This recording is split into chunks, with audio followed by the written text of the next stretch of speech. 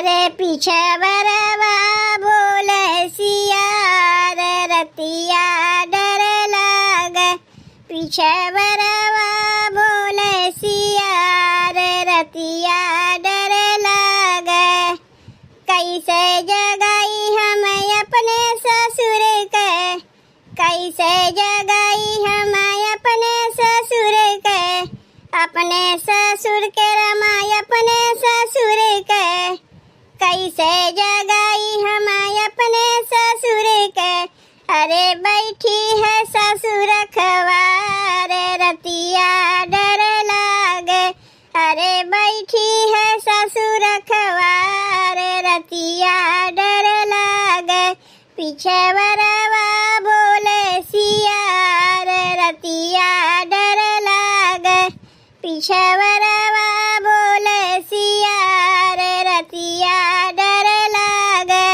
अरे कैसे जगाई हम अपने जेठ के, कैसे जगाई हम अपने जेठ के। अपने जेठ के रमाई अपने जेठ के, कैसे जगाई हम अपने जेठ के। अरे जठनी करे तकरार रतिया डर लागे। अरे जठनी करे तकरार रतिया डर लागे। पीछे बरवा बोले सिया रे रतिया डर लागे। पीछे बरवा बोले सिया रे रतिया डर लागे। अरे कैसे जगाई हम अपने देवर के, कैसे जगाई हम अपने देवर के। अपने देवर के रमाई अपने देवर के, कैसे जगाई हम अपने देवर के। अरे देवरानी न खोले के मार रतिया डर लागे।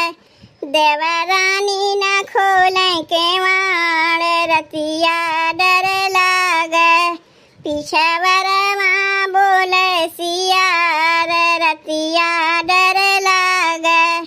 पीछे बरवा बोले सिया रे रतिया डर लागे। कैसे जगाई हम अपने ननद के, कैसे जगाई हम अपने ननद के। अपने ननद के रमाई अपने ननद के, कैसे जगाई हम अपने ननद के। वो तो झगड़ा लगई है बार बार रतिया डर लागे। वो तो झगड़ा लगई है बार बार रतिया डर लागे। पीछे बरवा बोले सिया रे रतिया डर लागे। पीछे बरवा बोले सिया रे रतिया डर लागे।